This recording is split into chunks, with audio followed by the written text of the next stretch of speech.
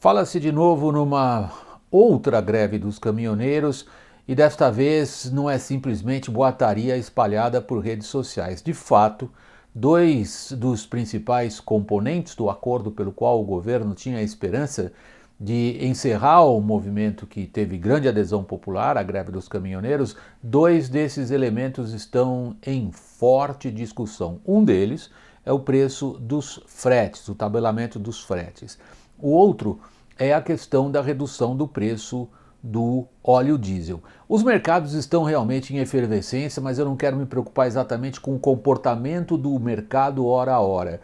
Eu quero me preocupar com os fatores de um pouquinho maior amplitude que fazem com que os mercados estejam tão nervosos e provoquem o que para alguns prenuncia uma espécie de crise cambial brasileira. Eu acho isso um pouco exagerado, mas de qualquer maneira a subida do dólar preocupa por uma série de motivos.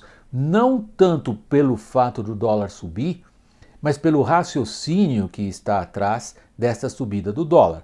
O raciocínio é que uma crise econômica não estava no nosso horizonte, mas a crise política se agravou de tal maneira que ela começa agora a ameaçar também se transformar numa crise econômica. É isso que a gente vai ver em primeiro lugar, com algumas informações que eu colhi, olha, nem muito sistematizado, colhi essas informações ao longo do noticiário, eu vou correr por elas, quem depois quiser ver com calma, para o vídeo aí onde tem esses detalhes.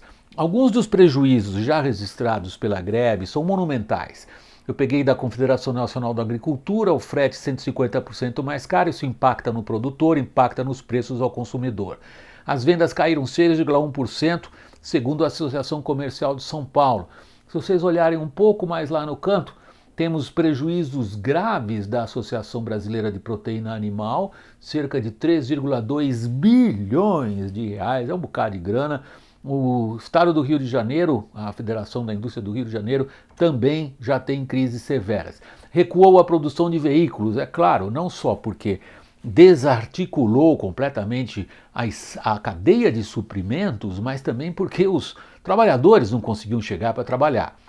Mais queda na indústria, isto são dados da Confederação Nacional da Indústria. Houve a redução da alíquota do programa Reintegra, que restitui impostos indiretos, ou seja, isso afeta extraordinariamente a competitividade do exportador brasileiro. A carga tributária aumentou, segundo a CNI, para 28 setores da economia, como forma do governo buscar, de um lado, aquilo que teve que entregar para o outro, para poder reduzir o preço do combustível do óleo diesel. No caso, nós temos ainda mais uma queda no agro, já me referi a ele. Os números não fecharam ainda, mas, por exemplo, a Associação Nacional dos Exportadores de Cereais, ela diz que os embarques de grãos e derivados já são observadas reduções. Isso se reflete no desempenho de 2018. A Associação Brasileira de Óleos Vegetais declarou que a produção do farelo e biodiesel no Brasil está parada em decorrência da greve. E os exportadores de café dizem que o seu setor perdeu completamente em credibilidade. Qual foi o argumento lá no começo desse vídeo? O que me preocupava não era tanto a movimentação em si dos mercados, mas o raciocínio por baixo deles. Os números são expressivos.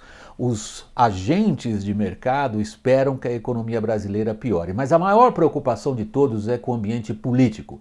Vejam, recentemente eu disse que o que tinha acontecido na greve dos caminhoneiros era o resultado de uma intervenção estatal ruim, que tinha se transformado numa intervenção estatal desastrada. Foi logo no começo da greve. A intervenção estatal agora revela-se catastrófica e não podia dar outra coisa. O governo mexeu num trecho da economia, num pedaço da economia, num setor e provocou uma reação de cadeia que ainda está se ampliando. As consequências estão indo de um para o outro porque ninguém quer pagar a conta, e essa é a definição do conflito que nós temos no momento. Quebrou o caixa do Estado, não há como acomodar os grupos de interesse, não há como distribuir. E é aí que chegamos no que parece ser uma guerra de um grupo contra o outro. Qual é o ambiente político nessa situação? É um ambiente ruim. Se o governo já era fraco antes dessa greve, ficou fraco foi humilhado durante a greve e continua cada vez mais fraco, acossado ainda por cima por novas afirmações, por novos inquéritos em relação ao nível de corrupção dentro e próximo ao Palácio do Planalto. Há condições políticas de se resolver uma questão que ameaça se tornar num problema econômico ainda mais grave? No momento, não. Os principais personagens políticos veem todos esses acontecimentos e não se importam tanto assim com as consequências diretas para a população, enxergam isso do ponto de vista do ganho político eleitoral imediato. Não está claro, esta é minha interpretação particular, qual desses grupos políticos imediatamente sai ganhando com isso. O que realmente saiu perdendo é a capacidade de articulação de lideranças que se mostram muito pequenas, nossas lideranças políticas, neste momento, diante da gravidade da crise que estamos enfrentando.